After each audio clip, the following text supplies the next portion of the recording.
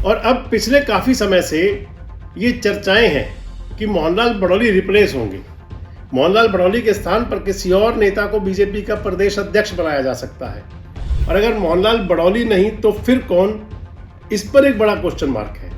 हालांकि इसमें कई नाम चलते हैं, लेकिन जो राजनीतिक सोर्स बता रहे हैं उसके अंदर है, और जो दूसरा नाम है पंजाबी समुदाय से जिनकी चर्चा है वो है, और एक बड़ा नाम है प्रदेश अध्यक्ष पद के लिए जाट समाज से। इस वीडियो में आगे बढ़ने से पहले आपको बहुत धन्यवाद कि आप हमारे वीडियोस को लाइक करते हैं, शेयर करते हैं, पसंद करते हैं, अपने कमेंट्स देते हैं। इसके साथ ही आपसे हमने पहले भी कई बार एक रिक्वेस्ट की है जिस पर आपका हमें साथ भी मिलता है। साइड में दिए हुए QR कोड को आप स्कैन करके हमें आप आर्थिक सहयोग भी कर सकते हैं, क्योंकि किसी भी संस्था को चलाने के लिए आर्थिक सहयोग बहुत ज़रूरी है, और ये हमें आप लगातार करते हैं, इसके लिए धन्यवाद। इसके साथ ही जो साथी हमें 4 अंकों में सहयोग करते हैं, हम उनके नाम अपने स्क्रीन पर भी प्रकाशित किया करेंगे। ये कुछ वो नाम हैं जिन्होंने पिछले दिनों में हमें आर्थिक सहयोग भेजा। दोस्तों नमस्कार, मैं संजय बग्गू और मौजूद है देश रोजाना के डिजिटल मीडिया मंच पर। हरियाणा के अंदर भारतीय जनता पार्टी को अपने अध्यक्ष का एक बार फिर से इंतजार है। लंबे समय से चल रहा है, बहुत लंबे समय से बात है कि हरियाणा भारतीय जनता पार्टी का क्या कोई नया अध्यक्ष मिलना है, और या फिर रिपीट होने हैं पुराने वाले अध्यक्ष। और इसको लेकर के तमाम कयास, तमाम चर्चाएं, तमाम लोगों के बीच में गॉसिप सब कुछ है, क्योंकि कुछ ना कुछ नया आ जाता है, इसलिए चुनाव लगता है कि पेंडिंग चल रहा था।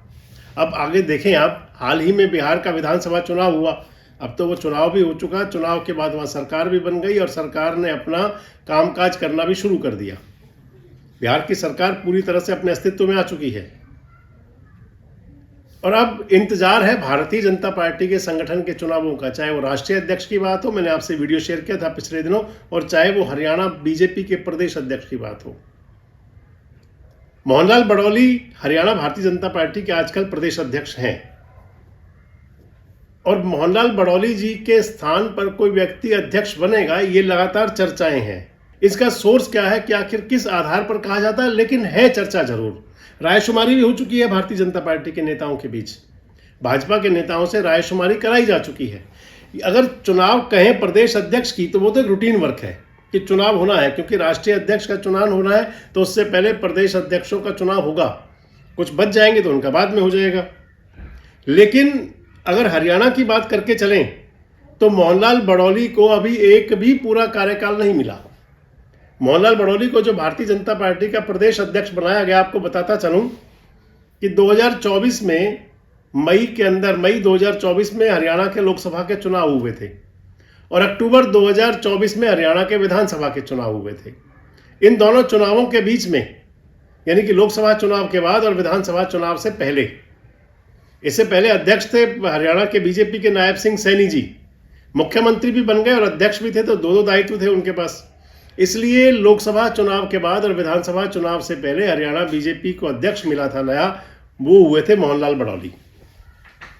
इसलिए मैंने कहा कि पूर्णकालिक तो उनको अभी तक कोई मिला नहीं। इतना जरूर है कि अध्यक्ष पद का कार्यभार संभाले हुए उन्हें लगभग 1.5 साल का अरसा होने को है, और अब पिछले काफी समय से ये चर्चाएं हैं कि मोहनलाल बड़ौली रिप्लेस होंगे।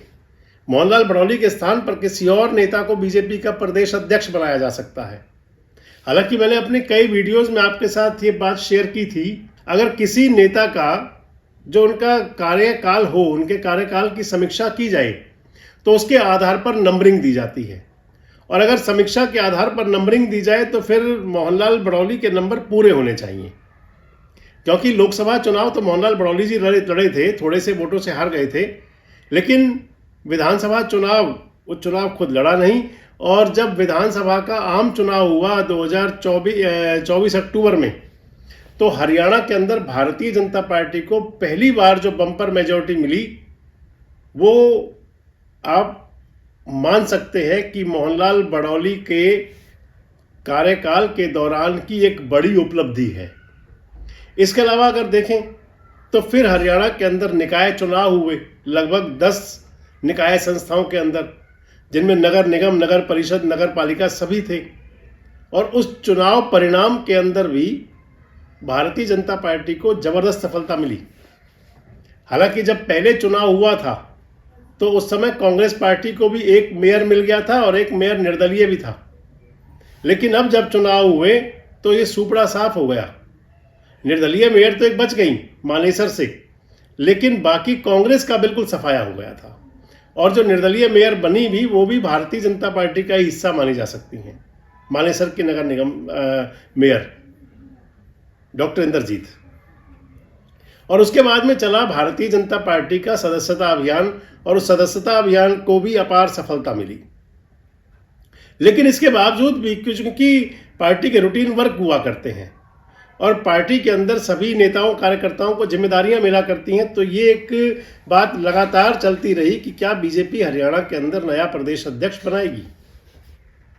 और अब एक बार फिर वो चर्चाएं हैं कि जो भारतीय जनता पार्टी का प्रदेश अध्यक्ष, क्योंकि मैंने आपको बताया कि रायशुमारी का काम पूरा हो चुका है और उसके बाद में यही बताया जा रहा है कि शॉर्ट लिस्टेड कर लिया गया है, शॉर्ट लिस्टेड भी कर लिया गया है कि किनको अध्यक्ष का दायित्व दिया जाए, कौन अध्यक्ष बीजेपी का हो सकता है।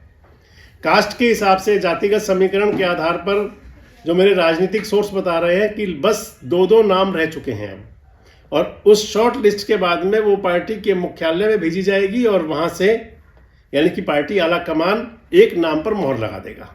अगर देखें तो मोहनलाल बड़ौली के नाम में अगर कोई ब्राह्मण चेहरा ही हो तो मोहनलाल बड़ौली आज भी सर्वमान्य चेहरे हो सकते हैं, और अगर मोहनलाल बड़ौली नहीं तो फिर कौन, इस पर एक बड़ा क्वेश्चन मार्क है। हालांकि इसमें कई नाम चलते हैं, लेकिन जो राजनीतिक सोर्स बता रहे हैं उसके अंदर है कि मोहनलाल बड़ौली नहीं तो फिर मूलचंद शर्मा हो सकते हैं। उसके अंदर मूलचंद शर्मा को मिल सकता है हरियाणा बीजेपी के प्रदेश अध्यक्ष का दायित्व, यानी कि ब्राह्मण चेहरे के रूप में मोहनलाल बड़ौली, और मोहनलाल बड़ौली अगर नहीं तो फिर मूलचंद शर्मा। अगर पंजाबी चेहरे को दिया जाए, क्योंकि मनोहर लाल खट्टर के हरियाणा के जो मुख्यमंत्री हुआ करते थे उनको केंद्र में भेजे जाने के बाद, और हरियाणा के अंदर अगर मंत्रिमंडल में देखें तो केवल पंजाबी मंत्री के नाम पर अनिल विज ही हैं। हालांकि डॉक्टर मिड्डा है विधानसभा के उपाध्यक्ष, लेकिन विधानसभा के उपाध्यक्ष का वो पोर्टफोलियो नहीं माना जाता जो मंत्री का हुआ करता है। इसलिए एक मंत्री मात्र हैं। और जब नायब सिंह सैनी हरियाणा के मुख्यमंत्री बन रहे थे मनोहर लाल जी के स्थान पर, तब एक चर्चा चली थी कि उसी समय ही नाम तय हो गया था संजय भाटिया का प्रदेश अध्यक्ष पद के लिए। लेकिन वो जैसे जैसे समय निकलता गया उसके बाद में उन बातों पर कहीं ना कहीं जरूर धूल जमती चली गई, आशाओं पर पानी फिरता चला गया। संजय भाटिया उस दौरान सांसद हुआ करते थे करनाल से। बाद में जब लोकसभा का चुनाव हुआ तो लोकसभा चुनाव में करनाल का जो संसदीय सीट का टिकट वो मनोहर लाल जी को मिला, यानी कि सांसद पद से खाली हो गए संजय भाटिया। विधानसभा चुनाव में लगा था कि टिकट मिलेगा, वो मिला नहीं। अब जब दोबारा एक बार चर्चाएं हैं कि बीजेपी का प्रदेश अध्यक्ष नया हो सकता है, तो फिर बतौर पंजाबी चेहरे संजय भाटिया के नाम पर भी पूरी चर्चा है। और जो दूसरा नाम है पंजाबी समुदाय से जिनकी चर्चा है वो है मनीष ग्रोवर, रोहतक के पूर्व विधायक, हरियाणा सरकार के पूर्व वजीर, कैबिनेट मंत्री, और इसके साथ ही मनोहर लाल के नवरत्नों के अंदर शामिल मनीष ग्रोवर। अगर अगले समुदाय की तरफ चले और जाट समुदाय की बात आ जाए कि किसी जाट चेहरे को मिल सकता है नेतृत्व हरियाणा का, तो उसके अंदर भी जो 2 प्रमुख नाम है उनके अंदर एक पहला नाम जेपी दलाल, लोहारू के ex MLA, Bharatiya Janata party के अंदर। हालांकि वो आए तो थे 2019 के चुनाव से पहले, लेकिन फिर पूरी तरह से रच बस गए।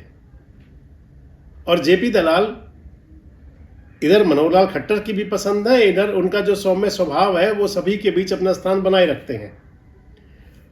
विधानसभा चुनाव जो हुआ था 2024 का, राजवीर फरेटिया से लगभग 700 साढ़े 700 वोट के अंतर से मात्र चुनाव आ रहे थे जेपी दलाल, और एक बड़ा नाम है प्रदेश अध्यक्ष पद के लिए जाट समाज से। और जो दूसरा नाम है जाट समाज से कोई नेता कौन हो सकता है, तो वो है सुरेंद्र पूनिया, आजकल भारतीय जनता पार्टी के प्रदेश महामंत्री हैं। सुरेंद्र पूनिया के लिए भी कह सकते हैं कि सरल सौम्य स्वभाव है, बिल्कुल डाउन टू अर्थ रहते हैं, कहीं आपको उनकी ज़्यादा उपस्थिति या कहीं उनका ज़्यादा आपको शो ऑफ दिखाई पड़ता नहीं। सुरेंद्र पूनिया भी प्रमुख दावेदारों में है अगर जाट समाज को भारतीय जनता पार्टी अपना प्रदेश अध्यक्ष देने जा रही है तो। और उसके बाद आता है दलित समाज का नंबर। अगर दलित समाज से किसी चेहरे को जिम्मेदारी मिल सकती है तो इसमें भी जो शॉर्ट लिस्टेड नाम है वो 2 हैं, दोनों कृष्ण हैं। एक कृष्ण कुमार बेदी हैं, नरवाना के विधायक, हरियाणा सरकार के वजीर, आजकल प्रदेश बीजेपी के महामंत्री भी हैं। और दूसरे कृष्णलाल पंवार हैं, इसराना के विधायक, आजकल सूबे की सरकार के मंत्री, भारतीय जनता पार्टी के एससी सेल के एससी मोर्चा के प्रदेश अध्यक्ष भी रहे हैं, राष्ट्रीय टीम में भी रहे हैं।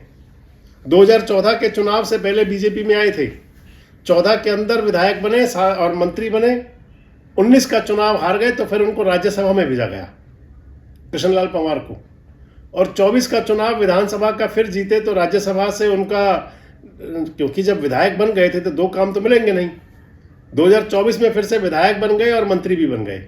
तो ये दोनों नाम प्रमुख हैं बिल्कुल, कृष्ण बेदी कह लें या कृष्ण पंवार कह लें। अगर एससी समाज में जाती है बात तो इन दोनों चेहरों पर नजर रहेगी। और अगर कहीं वैश्य अग्रवाल समाज का नंबर आता है तो वैश्य अग्रवाल समाज से भी दो नाम प्रमुख हैं। उन दो नामों के अंदर एक नाम तो ज्ञानचंद गुप्ता का भी है।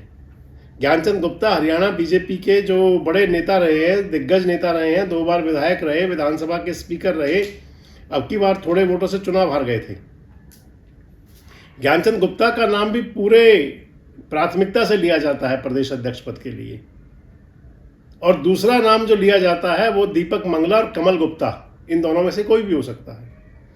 यानी कि वैश्य अग्रवाल समाज के 3 नाम, इधर ज्ञानचंद गुप्ता, उधर कमल गुप्ता और तीसरे दीपक मंगला।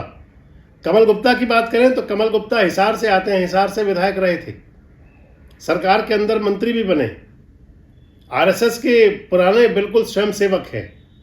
और अब चुनाव जो था विधानसभा का भी हाल का, इस चुनाव को वो हार गए थे, तीसरे स्थान पर पहुंच गए थे अब की बार कमल गुप्ता जी। और तीसरे नेता दीपक मंगला। दीपक मंगला भी भारतीय जनता पार्टी के अंदर संगठन में कई प्रमुख पदों पर रहे हैं, प्रदेश के महामंत्री, युवा मोर्चा के प्रदेश अध्यक्ष। और सियासी बात करें तो वो 2 बार उनको टिकट मिला था विधानसभा का, एक बार हार गए थे, एक बार जीत गए चुनाव, एक बार एमएलए बन गए। जब हार गए तो उस समय मुख्यमंत्री के राजनीतिक सचिव रहे और जीत गए तो विधायक बनकर रह गए। अब की बार टिकट दीपक मंगला को मिला नहीं था, टिकट से वंचित थे और एक उनका भी नाम है। आप तय मान करके चलें कि जिन नामों पर चर्चा है अब वो शॉर्ट लिस्टेड हो चुके हैं, वो सभी समुदायों से जो लिस्ट गई है उसके अंदर 2 नेता पंजाबी समाज से, 2 नेता वैश्य ब्राह्मण समाज से, 2 नेता दलित समाज से, 2 नेता जाट समाज के और 3 नेता वैश्य अग्रवाल समाज के। आपको क्या लगता है, क्या मोहनलाल बड़ौली रिप्लेस होंगे? अगर मोहनलाल बड़ौली बदले जाते हैं तो फिर उस स्थिति के अंदर किस नेता को कमान मिल सकती है हरियाणा बीजेपी के प्रदेश अध्यक्ष की? कमेंट्स बॉक्स में जरूर बताएं। जुड़े रहें हमारे साथ, देखते रहें देश रोजाना। हमारे साथ जुड़े रहने के लिए सब्सक्राइब करें देश रोजाना के YouTube चैनल को और नई वीडियो की नोटिफिकेशन पाने के लिए बेल आइकन जरूर दबाएं। अगर आप ये वीडियो Facebook या Instagram पर देख रहे हैं तो पेज को लाइक और फॉलो जरूर करें और ज्यादा से ज्यादा शेयर करें।